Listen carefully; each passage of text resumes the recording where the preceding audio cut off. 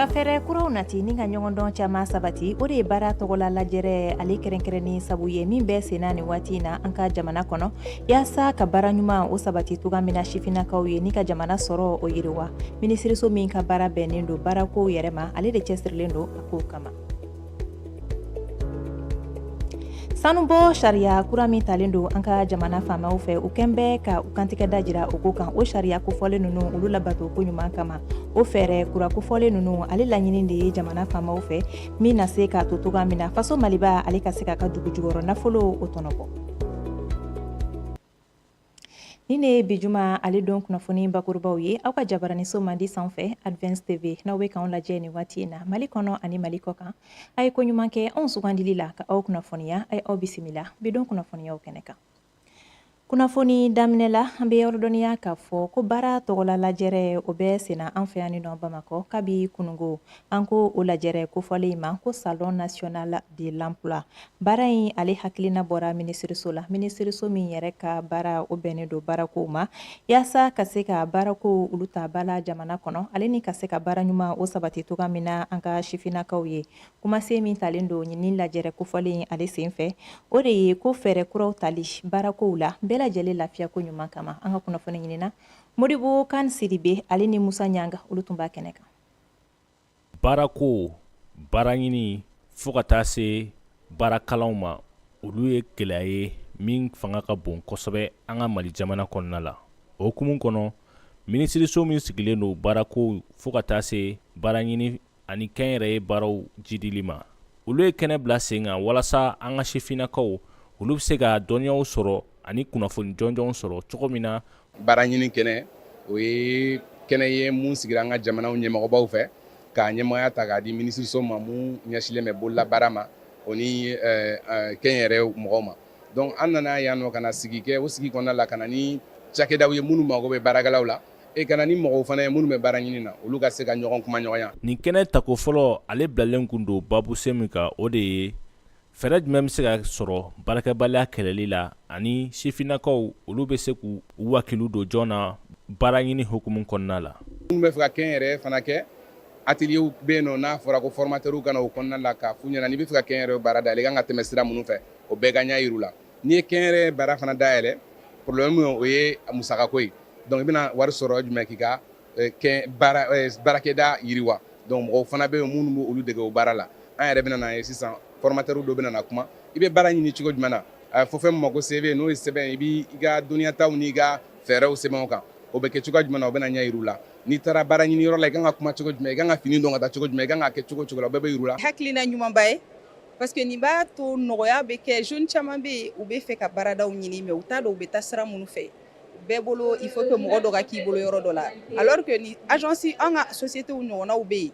minnu b'a to ni société minnu bɛ mɔgɔw ta baara la n'olu mako bɛ mɔgɔ minnu na olu bɛ gɛrɛ anw na o kan ka sɔrɔ olu fana ka documents ni fɛnw bɛ anw bolo an ka se k'u don ɲɔgɔn na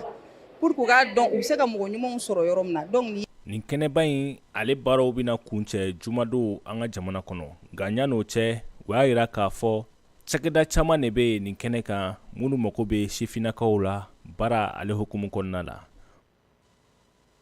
Ndamba la k'a y'a faamu Modibo Kan Sidibe ale ka ni laseli o bayɛlɛmana Mamadu Jalo fɛ bamanankan na o tɛmɛlen kɔ ka bɔ yen nɔ denmisɛnw tɔgɔla don o bɛ laɲɛnamaya san o san novembre kalo tile 20 yaasa ka se ka u ka hakɛw olu labato toga min na an fɛ yan nɔ Mali la ɲina don ye ale laɲɛnamayara UNICEF ani Fatumata Jawara n'ale yɛrɛ dɔnnen don siya la olu ka bolodi ɲɔgɔn ma o kɔnɔla la u ye ɲɛnajɛba dɔ bila sen kan u ye ɲɛnajɛ min yɛrɛ kumasen kɛ ko an ka sini lamɛn ka fara o kan fɛn min kɔni ye denmisɛn lujurabaatɔw ye ko ɲinama kɛ olu kɔ kɛnɛ kan Anatu Mayiga olu tun bɛ kɛnɛ kan an k'u ka sɔrɔtaw lajɛ. Don kɛrɛnkɛrɛnnen min sigilen don denmisɛnninw tɔgɔ la n'o bɛ laɲɛnamaya san o san novembre kalo tile 20 o hukumu kɔnɔna la an ka fitinɛ yelen min bɛ yen ni o ye Fatumata Jawara ye ale ye hakilinan ta min kɔkɔrɔma donna UNICEF fɛ yaasa denmisɛnnin minnu bɛ yen ni lujura ye u sɔrɔ ka se k'a jira diɲɛmaa na k'u fana ni hakɛw ka kan wa Fatumata Jawara y'a jira k'a fɔ ko ni waleya in bɛ na laɲɛnamaya ale fɛ san o san. Wa duwawu don ye Ala ka sini kɛnɛya d'an ma et que san o san tile kelen an ka sigi ni mɛlɛkɛ ninnu ye u mako b'an na ils ont besoin de nous c'est à nous de le faire. an ka seko ni dɔnko tigilamɔgɔ dɔw fɔɔ ka taa se denmasa dɔw ma ala ye minnu denw la jarabi ni lujura ye olu y'a yira k'a fɔ ko ni hakilina ka ɲi kosɛbɛ ko wa k'u mago bɛ nin n'a ɲɔgɔnnaw caman de la yaasa diɲɛ ma ka se k'u lakodɔn. Denmisɛnnin minnu filɛ nin ale ala de a ka di min ye a b'a d'o ma n'a bɛ parents bolo i k'a minɛ ni limaniya ye c'est une chance aujourd'hui ka nin den suguw sɔrɔ alors n'a bɛ taa a bɛ muɲu ni sabali fara aw boloda kan ka denmisɛnnin ninnu minɛ ka ɲɛ k'u ladon ka ɲɛ k'u latɔgɔtɔ ka ɲɛ u ka maraw bɛ se ka kɛ cogo min na u ka kalanko bɛ se ka kɛ cogo min na u ka kɛnɛyaw bɛ se ka sabati cogo min na f'u bɛna siniɲɛsigi ɲumanw sɔrɔ. A diyara n ye parce que an tun bɛ dibi la an bɔra dibi la kɛla yelen kura ye an bolo tiɲɛ yɛrɛ la an b'aw fo dante foli mun na. Bon mɔgɔ minnu b'a fɔ ko jinɛw don ko saw don ko wɔkulɔw don ko mɔgɔw tɛ an b'a a f'u ɲɛna k'u la faamuya k'a yir'u la k'a fɔ mɔgɔ minnu fɛn minnu don jinɛw tɛ wɔkulɔw tɛ u ye mɔgɔ de ye i b'a fɔ anw. K'an ye wɔkulɔ ye.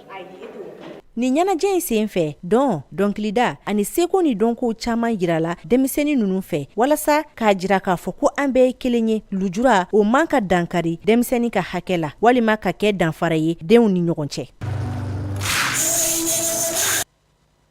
I n'a fɔ an y'a fɔ ɲɛna toga min na kunnafoni daminɛ la a bɛ wagati bɔ sisan nɔ fɔ ɲɔgɔn kɔ o bɛ jamana faamaw o ni cakɛbɔnw cɛ cakɛbɔ minnu ka baara bɛnnen don sanubɔ baaraw ma ka kɛɲɛ ni sanubɔ sariya kura ye jamana ɲɛmaa ale ye min ta n'a bɛ fɔ o ma ko nouveau code minier ka fara o kan fɛn min ye nin cakɛbɔn kofɔlen ɲɛmaa damadɔ ye olu kun datugun bɛ ka sabu kɛ o bɛnkan sɛbɛn ninnu o labatobaliya ye ka se ka caman faamuya a ko kan Modibo Mawo Makalu ale bɛ ɲɛfɔ k'an ye Isa Sise o ka kuma bara la.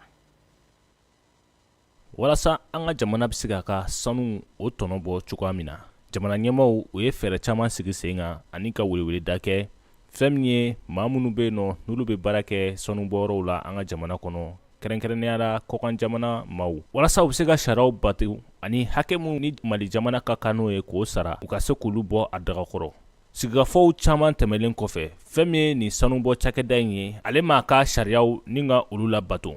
Sɛgɛsɛgɛli dɔ de kɛra an ka jamana ɲɛmaaw fɛ n'a bɛ fɔ a ma ko audit du secteur minier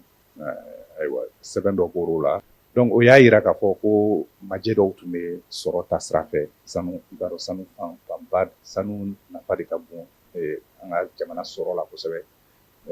an ka jamana ɲɛmaaw ne kɔni hakili la olu y'a yira de k'a fɔ ko an bɛ jamana ka sɔrɔ majɛ b'a la sanuko ta sira fɛ. Hali n'o y'a sɔrɔ sɛnɛ baganmara fo ka taa se mɔni ma olu jɔyɔrɔ ka bon an ka sɔrɔ yakubali la sanu ani dugujukɔrɔ nafolow olu de jɔlen don an bɛ don min na ko bi ni jamana wakande ye. Jamana ka wakandeba a sanu nafaba de b'o o la n'i ye jateminɛ jamana ka sɔrɔ ta fɛ i bɛ sɔrɔ 100 sara la fo 30 o ɲɔgɔn o bɛ bɔ sanu de bɛna kelen dɔrɔn de bɛna. Mawo Magalu ale bɛ ɲɛfɔli k'an ye jamana ani ni sanubɔ kulu ka ɲɔgɔn sama o bɛ se ka kɛ sababu ye fɛn min ye maa minnu bɛ yen nɔ ni ŋaniya b'u kɔnɔ ka na sanubɔ sira kan an ka jamana kɔnɔ ni ka olu senna sumaya. Kɔlɔlɔ min bɛ se ka k'a la o ye k'a lajɛ barisa an ɲɛ bɛ ne yɛrɛ ka jate la an ɲɛ tɛ sanubɔla kuraw na minnu bɛ ka na k'a fɔ k'u bɛna sanu bɔ an fɛ yan sanu ninnu caman de b'an fɛ yan ne b'u la u bɛ ka taa an kɛrɛfɛ duguw la. Sariya kura minnu taara sanubɔ ale lahalaw la an ka jamana kɔnɔ olu bɛna kɛ sababu ye an ka jamana ɲɛmaw u ka se ka fɛn min ye cakɛda minnu bɛ yen nɔ n'olu t'u ka dalakanw bato fɛn min ye sanubɔ hukumu kɔnɔna la ni ka se ka sɔnni sigi u kan cogo min na Mali jamana bɛ se ka ka dugujukɔrɔ nafolo olu tɔnɔbɔ. Nin kun ye Mamadu Jalo ale ka ɲɛfɔ ye sanubɔ sariya kura kan Isa Jalo ani Modibo Mawo Makalu olu ka masalaw kɔnɔna la. Kunnafoni kuncɛ la championnat national professionnel Ligue 1 Orange ale ni fédération malienne de football olu jɛra ka u bolo di ɲɔgɔn ma ni ka kalanbolo dɔ dayɛlɛ degeden karamɔgɔw ye balontan ale lakɔrɔtaliko kama an ka jamana kɔnɔ fɛn min kɔni ye degeden karamɔgɔ kɛmɛ bɔɲanko ye k'olu de tun bɛ kalanbolo in ale kɛnɛ kan baara kofɔlen ale yɛrɛ kuncɛra bi sɔgɔmada in na fɛn min y'an ka kunnafoni ɲini na Kajatu Bagayoko ale tun b'a kɛnɛ kan. I n'a fɔ fédération malienne de football y'a bɛɛ ka kunnafoni sɔrɔta ka kɛ kelen a kɛnɛ kan Koma Kulubali n'ale yɛrɛ ni département kofɔlen ɲɛmaaba ye a fana ye hakilina ta di. Fiyondimɛ ka gɛlɛn balontan na kosɛbɛ an y'o f'u ye min ye fo dɛmɛ a bɛ sanctionné cogo di minnu bɛ sanctionné minnu tɛ sanctionné bon n'o bɔra yen ani hors-jeu o de kuma fana ka ca bon hors-jeu jumɛn bɛ sanctionné min tɛ sanctionné o fana o b'a la yɛlɛma minnu donn'a kɔnɔ parce que loi san o san FIFA bɛ dɔɔnin kɛ yɛlɛmaw la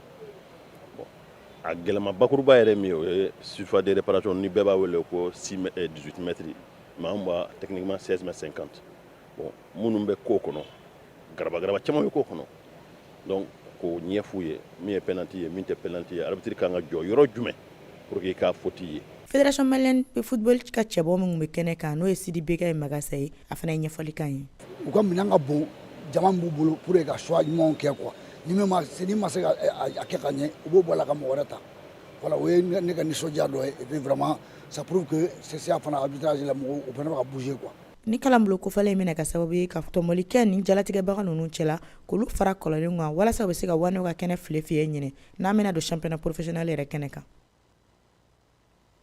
An sera ka fɛn minnu sɔrɔ ka jira aw la bi kunnafoni nasira la o de ye nin ye a ye to Advance TV filɛli la wasabaw ye jabarani ko la sanga damadɔ ni ne wulila bi su in na nansarakan kunnafoniyaw o bɛna lase aw ma Anatu Mayiga fɛ ne b'a fɔ n ko aw kan bɛn don n'a nataw la kibaruyaw kɛnɛ kan Ala ka Mali lakana.